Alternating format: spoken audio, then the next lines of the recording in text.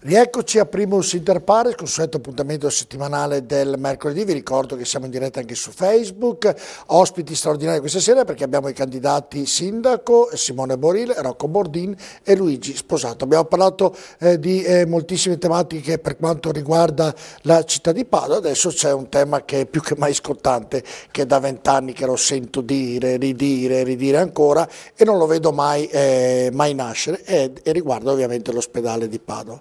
Cosa succederà se Simone Boril diventa sindaco? Vedremo questo ospedale crescere oppure no? Allora, se ci fosse un progetto volentieri, ci si chiede se firmerà o meno Boril questo documento, qualora dovesse divenire sindaco. Si tratta di una semplice dichiarazione di intenti, di lavoro progettuale. Attualmente non c'è alcun tipo di ospedale. Nella precedente amministrazione abbiamo visto Padova Ovest, Padova Est, i litigi con Zaia, abbattere il Sant'Antonio, ricostruirlo al posto del monoblocco. Io parlerei di una visione schizofrenica personalmente. Io personalmente sono ben disposto a firmare il documento per sedersi attorno ad un tavolo e parlare di un ospedale. Qui si tratta, in altre parole, di stare fermi altri 20 anni o di partire. Vero è che, attenzione, il vecchio non può essere smantellato. Abbiamo investito quasi 250 milioni sul vecchio. Io questi soldi sono ben favorevole perché vengano ovviamente ottimizzati, quindi è impensabile abbattere il vecchio. Per quanto riguarda invece un progetto del nuovo ospedale, stiamo parlando di un progetto di base di 700 milioni, quindi vuol dire che crescerà. La Regione ne ha stanziati 150 milioni, 50 milioni all'anno. Dove sono gli altri 600 milioni? Abbiamo la copertura per fare il nuovo ospedale o è una nuova tassa regionale che penderà su tutti i padovani e su tutti i veneti? Noi siamo per migliorare l'efficienza del servizio sanitario regionale. Se questo comporta fare un nuovo ospedale, ben venga, ma attenzione a non mettere nuove tasse sopra i padovani. Questo no. Rocco Bordin, per quanto riguarda il nuovo ospedale? Sicuramente si è perso troppo tempo, soprattutto negli ultimi 2 anni e mezzo. Diciamo che di nuovo ospedale si parla da 10 anni a Padova, però in questi ultimi 2 anni e mezzo si sono cambiati 4 siti e si sono creati una serie di problemi anche di individuazione dell'ospedale dell'eccellenza territoriale, che hanno cambiato molto i finanziamenti, impoverendoli, che hanno cambiato i moduli da creare. Allora, vedete, il problema è che non c'è ancora un accordo firmato, c'è una dichiarazione di intenti e l'ex sindaco Bitonci non è riuscito ad avere un accordo con tutto quello che la legge prevede per un accordo con la Regione. Io dico 2 cose. È evidente dall'atteggiamento della Regione e dell'università che l'ospedale delle eccellenze non si può fare nuovo su vecchio, però resterà nuovo su vecchio perché non può restare un buco di quelle dimensioni a Padova come ospedale di cura. Si penserà a una nuova collocazione per l'ospedale delle eccellenze Veneto e qua c'è da scegliere la zona giusta, ma non farlo facendo spendere più tasse ai cittadini come vuole farlo fare Zaia e Bitonci. Bisogna farlo avendo un'idea di proprietà. Padova Est è più di proprietà di altre zone che magari erano più efficienti, come al sud della Guizza dietro il parcheggio scambiatore. Quello che però è importante è che si scelga velocemente, che i padovani abbiano il loro ospedale di cura, il loro ospedale delle eccellenze. Luigi Sposato, ospedale di Padova. Allora, una delle 21 azioni prevede una consultazione dei cittadini padovani su dove fare questo ospedale. Est, ovest, nuovo su vecchio, ex psichiatrico, ovunque venga proposto, le parti fanno vedere ai cittadini le loro ragioni, ci fanno vedere i numeri e i cittadini decidono. Quindi, fermo restando che la collocazione per quanto mi riguarda non è fondamentale invece un altro aspetto, il soddisfacimento di 5 punti. Primo, la copertura finanziaria, non deve gravare sulle tasse dei cittadini, ci vorrà circa 1 miliardo per fare questo ospedale, al momento non si sa i soldi da dove verranno presi, da dove arriveranno. Seconda cosa, una valutazione sull'impatto ambientale partendo dalla viabilità, non si può costruire e poi fare le strade, bisogna, come si fa in tutte le parti del mondo, prima fare le strade e poi costruire. Terzo, un campus universitario per i residenti che studiano medicina medicina. Quarto, la possibilità che entro certe cifre lavorino gli artigiani e le imprese locali. Quinto, ma non per ultimo, molto importante, è che ci sia un servizio migliore per il cittadino, per esempio i tempi di pronto soccorso che debbono essere ridotti, i tempi di attesa per le visite specialistiche. Ecco, se ci sono queste 5 condizioni, fermo restando la consultazione popolare, per me la location non è importante. Ecco, altre tematiche importanti per quanto riguarda la città di Padova sono la fiera e l'auditorio. Se ne parla da tantissimo tempo, la fiera è nelle situazioni che ovviamente vediamo tutti i giorni, che vediamo anche noi, lo vediamo tutti i giorni, e l'auditorio, tanti ne parlano come l'ospedale, si costruirà, non si costruirà, se sì, dove? Allora andiamo con ordine, Simone Borile, fiera e auditorio. Allora, la fiera è un punto strategico nevralgico ovviamente per quanto riguarda il mercato, anche tutte le attività commerciali e imprenditoriali di Padova. Noi abbiamo assistito in questi anni a una gestione per quanto ci riguarda carente da ogni punto di vista. Ricordiamo che per 4 anni c'è stato un bilancio passivo, mancava un altro anno per portare i libri in tribunale, questo bisogna dirlo. Tuttavia non ho visto delle iniziative di rilancio, assolutamente. Noi abbiamo uno dei soci della fiera, della Camera di Commercio, che era disposto anche e che è tuttora disposto di investire. Il mio disegno sarebbe quello di potenziare assolutamente la fiera, che è l'unica, tra l'altro in realtà del Veneto, che non percepisce finanziamenti regionali. Quindi bisogna portarla ad una centralità, bisogna costruire un hub dell'innovazione all'interno della fiera e io anche propongo, perché no, spostare direttamente la Camera di Commercio dentro in fiera. Ecco, per quanto riguarda invece l'auditorium e il centro congressi, allora il centro congressi lo vediamo un cumulo di macerie. Il centro congressi che doveva sorgere nell'amministrazione Bitonci, abbiamo lì un cumulo di macerie, non è stato fatto nulla. Per quanto riguarda l'auditorium, il progetto che è stato già approvato dall'approvazione amministrazione Bitonci, che vede nell'attuale piazzale Boschetti, noi abbiamo insistito moltissimo come 5 Stelle per una diminuzione della cubatura. Se oggi si è arrivato a quello è grande ovviamente grazie alle nostre interrogazioni e mozioni. È un parco verde che però, ahimè, non ha neanche alberi. Fiera e auditorium. Come ho detto prima, la fiera deve essere, secondo me, la cassa di risonanza dell'università, deve essere un grande hub dell'innovazione in cui l'università occupa parecchi padiglioni e dà le indicazioni su quelle che sono le varie start-up di sviluppo della città, ma di tutto il territorio del nord-est. Io vedo perciò la fiera, che oggi è una semplice fiera campionaria che ormai ha perso diciamo le cose che aveva più piccanti, più forti, a scapito di Verona, a scapito di Venezia, a scapito di Milano. Io vedo la fiera, ripeto, come un grande hub dell'innovazione in cui si parla dell'innovazione tecnologica, in cui c'è il parco dell'innovazione sanitaria e tutto quello che oggi è nel mercato del lavoro e riesce ad amplificare lavoro. Poi per quanto riguarda per cui parliamo di start-up sostanzialmente, per quanto riguarda poi la fiera, secondo me potrebbe essere anche un locale di stoccaggio in cui si possa trasportare le merci in città. Per quanto riguarda l'auditorium, per noi l'auditorium è il centro congressi con una torre scenica e deve avere multifunzionalità, dal teatro alla musica a quelli che sono anche le convegnistiche sul turismo, sull'industria e tutto quello che ne deriva. Luigi Sposato, fiera e auditorium. Ecco, fino a qualche anno fa, quando venivano i rappresentanti nei nostri uffici, portavano del cartaceo, guardavamo il cartaceo, ci facevamo un'idea, facevamo delle scelte. Oggi non è più così, oggi è tutto smart, oggi è tutto telematico, quindi noi dobbiamo pensare a una fiera smart, a una fiera tecnologica, di dimensione a mio avviso in alcuni tratti ridotti, ma va aumentato anche di alcuni padiglioni.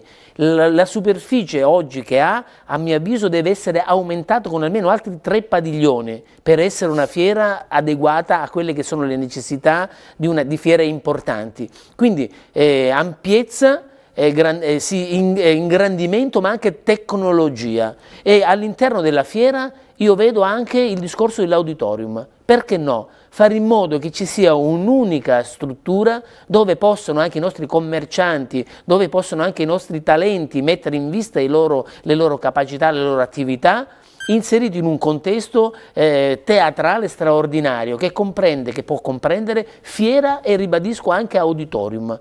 Ci sono gli spazi per poterlo realizzare, dobbiamo fare in modo di dare a questa città, farla ritornare alla capitale del nord-est. 20 anni fa, anzi forse anche meno, fino a 15 anni fa, avevamo una fiera che era straordinaria, era il fiore all'occhiello. Abbiamo perso a discapito di altre città che sono state più brave di noi.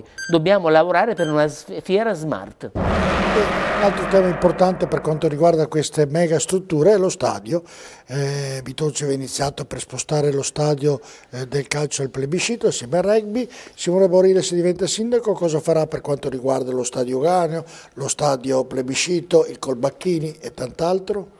Allora, premettiamo che la parte delle attività sportive per me ha una rilevanza non solo perché sono uno sportivo, la mia famiglia ha fondato anche associazioni sportive in diversi quartieri, quindi ho una sensibilità spiccata per quello che è lo sport. Tra l'altro io ho sempre detto in campagna elettorale no a nuovi centri commerciali, sì ad impianti sportivi, quindi io se c'è da creare comunque qualcosa perché vedo nello sport un'aggregazione, ben venga. Tuttavia io ritengo che gli stadi che ci sono più che sufficienti, quindi non intendo assolutamente promuovere quello che è lo spostamento dell'attività sportiva dell'Euganeo a quello che è il plebiscito, ma anche per una questione di viabilità. Preferisco piuttosto investire questi soldi in quelle che sono altre attività sociali o promuovere e sostenere tutte quelle associazioni territoriali sportive che puntano a questo. La Piani è un altro problema. La Piani sappiamo è da anni ormai che si discute effettivamente sulla riqualificazione della Piani. Per quanto riguarda sappiamo un'ala per esempio è già stata conclusa, è già stata riqualificata. L'altra ala, quella famosa curva ad abbattere, è da 20 anni che le amministrazioni precedenti in campagna elettorale sostengono di dover rimuovere proprio perché fatiscente e comunque è antiestetica. Per quanto mi riguarda un intervento strutturale in quell'area che veda Piani, che veda comunque Piazza Rabin, va fatto assolutamente. Rocco Borini, per quanto riguarda lo sport e lo stadio. Certo, allora diciamo partiamo dallo stadio. Non ha senso creare un altro stadio al plebiscito per un motivo molto semplice. C'è la scelta dello stadio del plebiscito come stadio di calcio, è una scelta che metterebbe nelle condizioni alla prima partita importante con 12.000 spettatori, metterebbe in condizione l'Arcella di essere bloccata da una viabilità che non funziona. Allora non è quella la zona per amplificare uno stadio di calcio, è quella la zona per ristrutturare con un milione di euro uno stadio invece che è per il rugby. Le cifre che sono state date dall'ex amministrazione, che diceva che con 3 milioni di euro avrebbe riqualificato a stadio di calcio il plebiscito, sono poco credibili. Quello che si deve fare è investire sulle curve dell'Euganeo e tenere l'Euganeo, anche perché noi vogliamo un Padova che ritorni in A, se no ci si deve domandare se veramente si vuole che sia il Padova ad andare in A o magari un'altra squadra.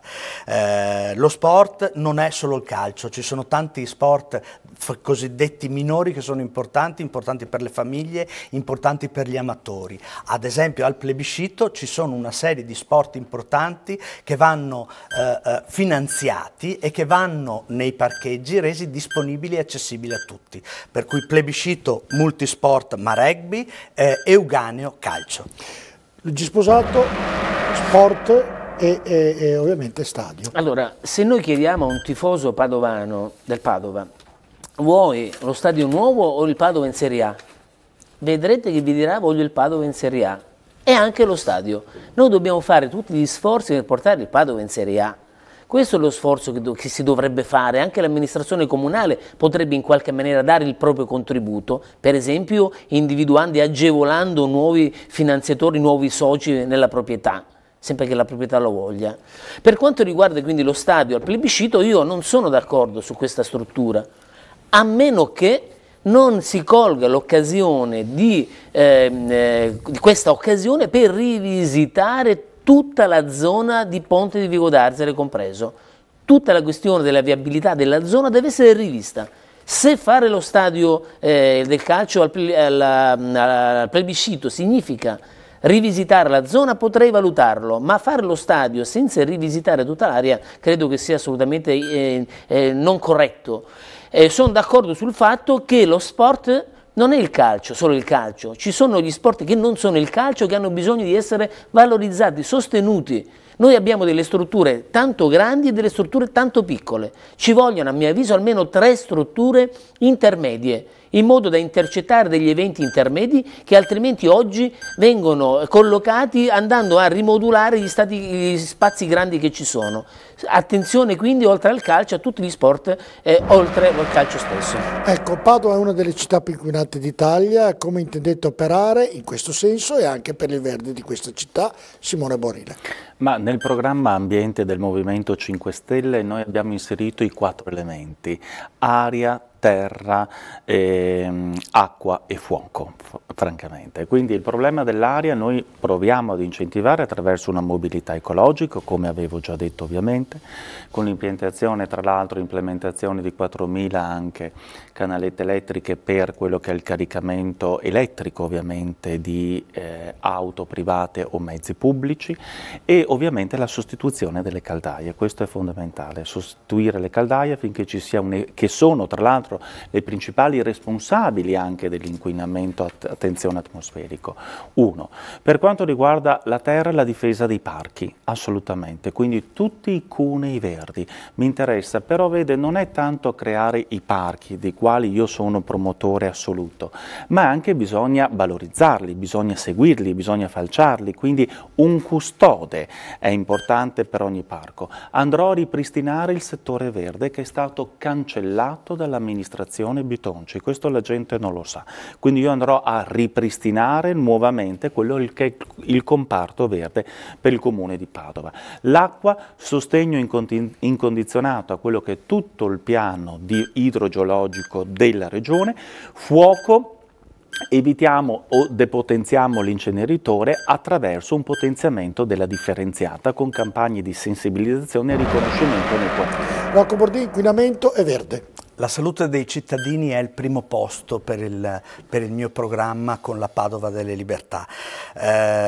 Noi vogliamo che ci sia una incentivazione dei trasporti pubblici ecologici, vogliamo avere dei controlli del PM10 più frequenti e che diano delle alternative a quello che è la situazione adesso. Certo che il problema ambiente non è legato solo a Padova, è legato anche a un territorio un po' più ampio, per cui bisogna con gli altri comuni cercare di mettersi d'accordo su quello che deve essere una mobilità ecologica che trascende, che va oltre, che va alla grande Padova.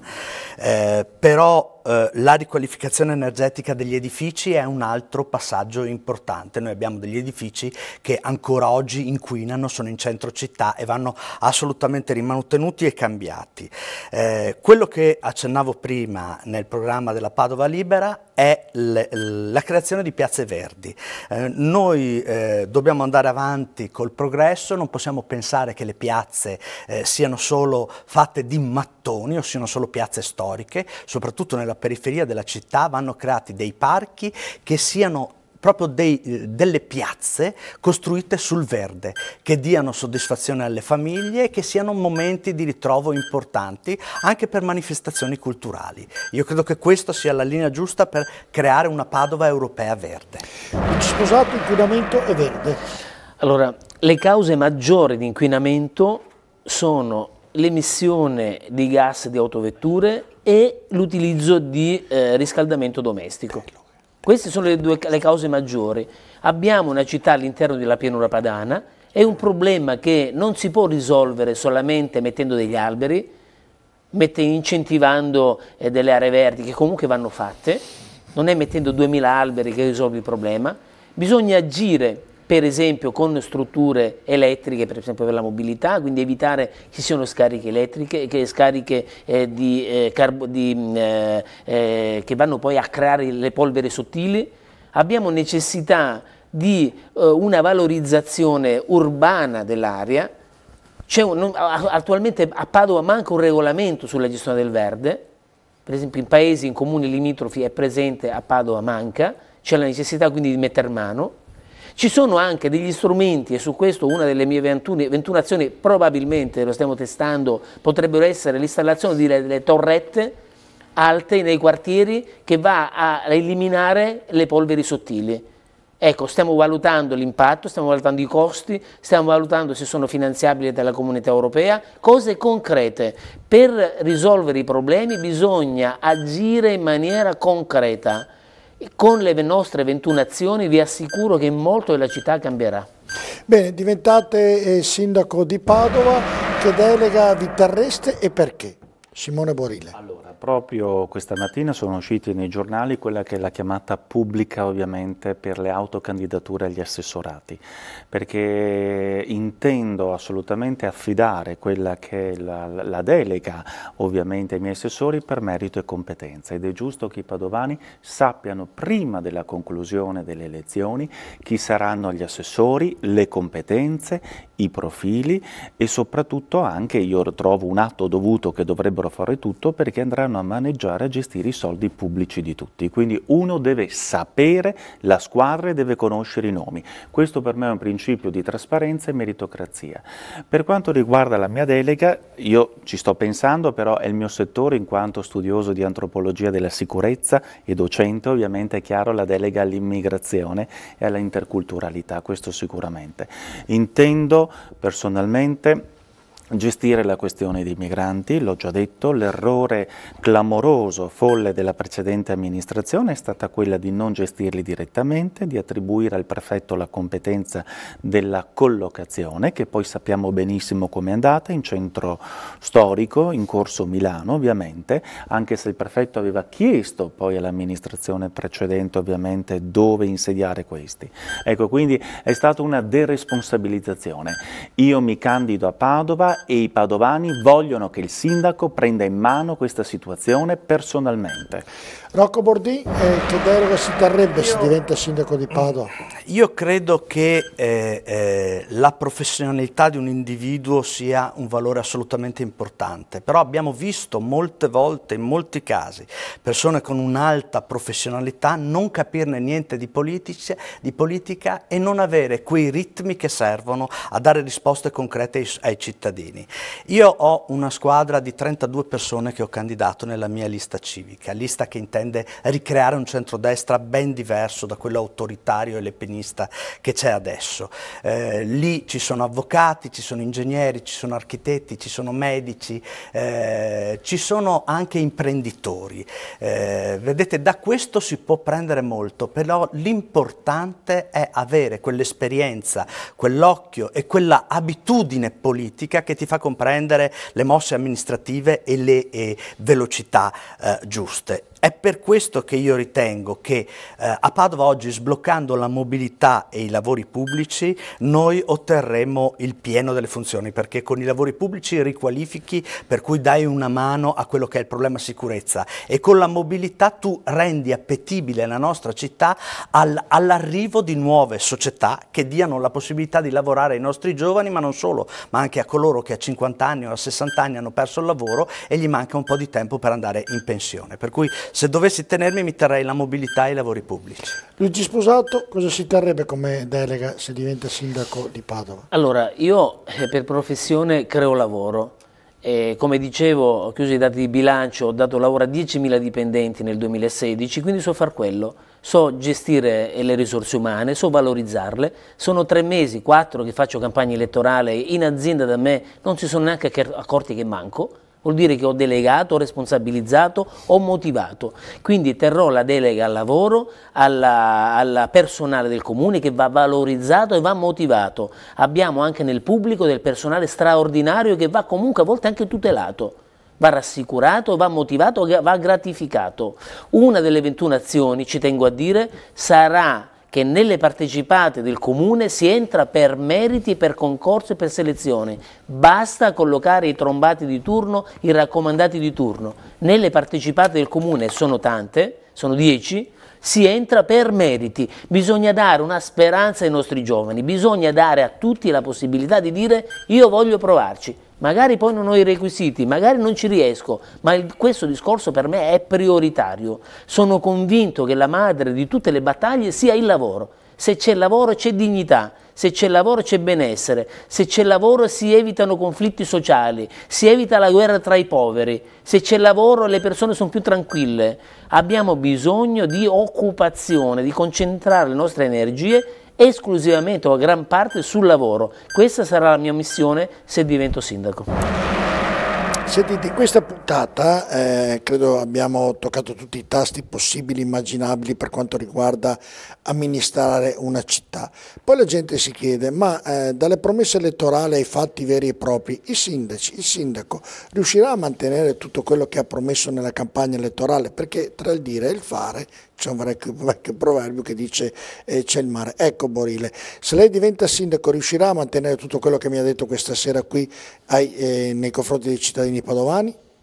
Beh, io direi proprio di sì, anche perché il programma dei 5 Stelle è un programma che è nato soprattutto grazie all'ascolto, alla partecipazione non solamente dei nostri gruppi di lavoro, ma anche in questi 2 anni a contatto con le persone. Quindi il nostro programma è il programma dei cittadini. Ma ha promesso tante belle cose in questa puntata. Ma molto realizzabili, non ho promesso aeroporti, non ho promesso cose irrealizzabili, quindi guardi, ci vuole buon senso, bisogna conoscere la città. Io sono nato a Padova, sono cresciuto a Padova, lavoro a Padova, conosco i padovani, conosco ogni singolo quartiere, conosco anche le criticità e i problemi, quindi è importante che a capo del comune di Padova ci sia una persona responsabile, concreta e che sappia ascoltare i padovani e che non si chiuda, come è successo ahimè nelle precedenti amministrazioni, ma sempre avere una politica partecipativa.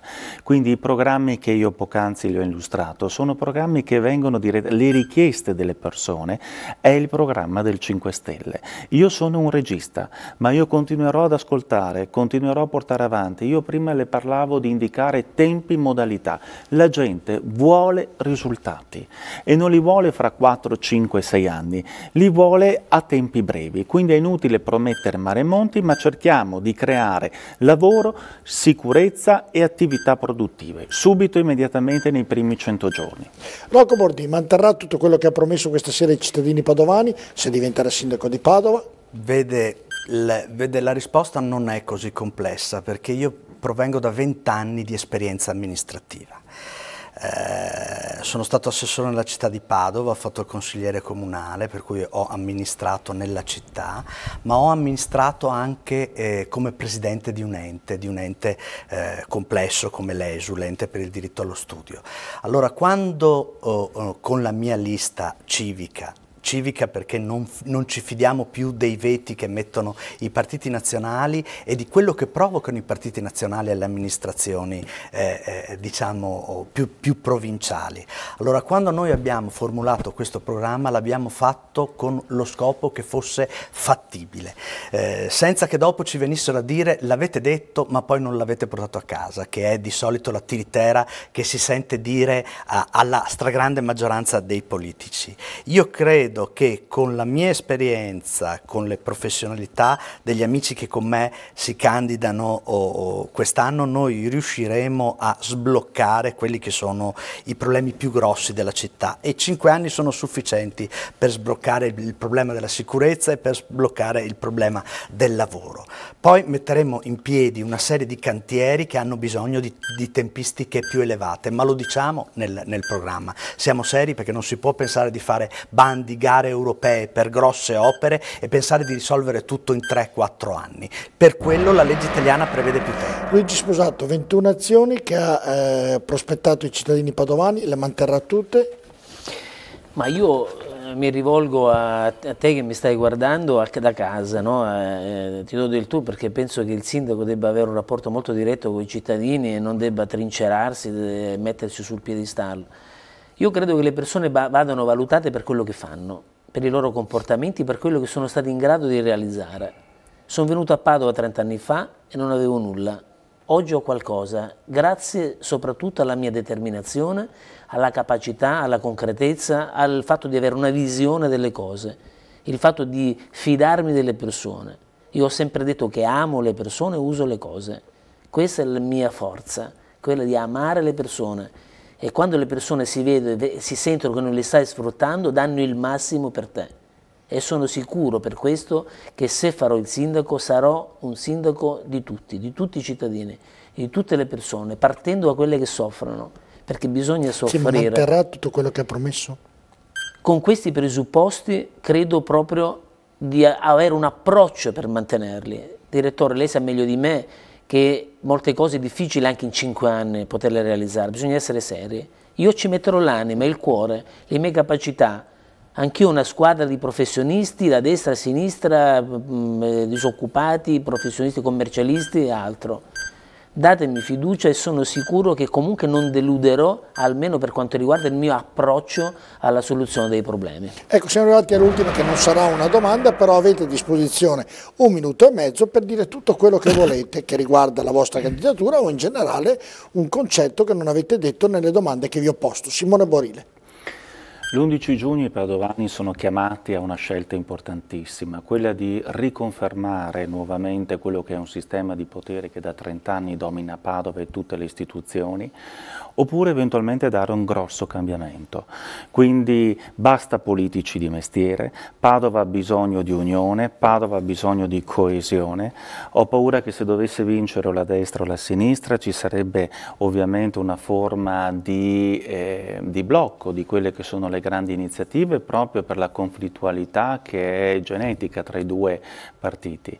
Io ritengo che con il Movimento 5 Stelle e la mia presenza si possano in qualche modo avviare un processo nuovo di coesione, di raggiungimento di obiettivi, di ascolto con le persone e di competenza. Io non voglio più partiti all'interno nella gestione amministrativa di Padova. Voglio che la gente possa partecipare, che si senta partecipa in quello che è il rinnovamento ovviamente della città attraverso quello che è una politica di ascolto, ma una politica concreta. Basta promesse, basta litigi. Io mi presento con una unica lista, quella del Movimento 5 Stelle. Bitonci presenta con 7 liste, Giordani con 6 liste. Se dovessero vincere, a quanti compromessi dovranno scendere effettivamente? Ecco che vedremo le solite nomine di chi ha voluto sostenere. Con il Movimento 5 Stelle no, solo gente preparata e competente. Rocco Bordin, 1 minuto e mezzo. Io mi presento per cercare di dare a Padova tutto quello che le amministrazioni che si sono succedute fino ad ora non hanno avuto il coraggio di dare in più, ma soprattutto per dare quello che l'ultima amministrazione non è riuscita a dare, cioè un progetto per una città che vuole crescere, un progetto per una città che non vuole tornare a Rovigo, ma vuole passare Verona e avere delle possibilità in più. Tutto questo è possibile, ma è possibile se ci sono delle persone che sono preparate, che hanno esperienza di politica e non che hanno letto qualche libro o che affrontano la politica da 2 o 3 mesi. Il fatto di dire nuovo alla politica per me è negativo, la politica è una cosa importante, noi abbiamo bisogno di persone capaci, che sappiano fare politica e che sappiano quello che vanno ad amministrare, che abbiano già avuto esperienza prima. Se uno va a farsi operare, si va a fare operare da un medico che abbia esperienza, non da un medico che sia appena uscito dalla laurea, che abbia letto 2 o 3 libri sull'argomento. Allora io ritengo che noi abbiamo bisogno di persone capaci. Il sottoscritto ha un curriculum come amministratore che è ampio e soprattutto che nel settore ha dato molti risultati per quello che ho fatto e per quello che i cittadini mi hanno riconosciuto votando. Datemi fiducia, io saprò parlare, interloquire con tutti e trovare le soluzioni giuste. Vi ringrazio e spero che tutti andiamo a votare l'11, anche se ci sarà sole. Luigi Sposato, 1 minuto e mezzo. Ma io, direttore, se potessi in questo minuto e mezzo, mi piacerebbe restare in silenzio, ad ascoltare un po' i rumori, ad ascoltare le voci che provengono da altre stanze, perché credo che sia fondamentale per un sindaco, più che parlare, ascoltare. Per un politico sia più importante fare che promettere. Ecco, io credo che, quindi se potessi passerei un minuto e mezzo, so che non è possibile in televisione stare 1 minuto e mezzo, la gente che si collega poi dice ma cosa sta succedendo, si è perso l'audio, no? Bisogna smetterla di dare la colpa agli altri dei propri insuccessi. Bisogna smetterla di dare la colpa allo Stato che ha le proprie responsabilità, all'Europa che ha le proprie. al tempo, all'oroscopo. Bisogna smettere. Io, come ho detto in altre occasioni, ho cominciato a crescere come persona, come imprenditore, come papà, come marito, quando ho smesso di dare la colpa agli altri dei miei insuccessi. Quando sbagliavo davo sempre la colpa agli altri. Succede così purtroppo nella politica. Finché abbiamo persone, e io parlo di persone, che non hanno questo tipo di sensibilità o di consapevolezza nel comprendere che gran parte dei risultati o dei mancati risultati è solo demerito o merito proprio, non ne andremo avanti. Da qui la mia lista, indipendente dai partiti, con un candidato imprenditore che da zero ha costruito qualcosa. Siamo arrivati alla conclusione di questa puntata, vi faccio i complimenti perché avete rispettato i tempi, avete risposto a tutte le domande, quindi complimenti, vi faccio un grosso in bocca al lupo per le amministrative per l'11 di giugno, avremo modo di rivederci nei vari telegiornali di TV7 e TV, quindi ringrazio Simone Borile, grazie di essere stato questa sera, grazie a Rocco Bordini grazie e a grazie a Luigi Sposato. Io invece do appuntamento ai nostri telespettatori a mercoledì prossimo con un'altra puntata di Primus Inter Pares, buonanotte.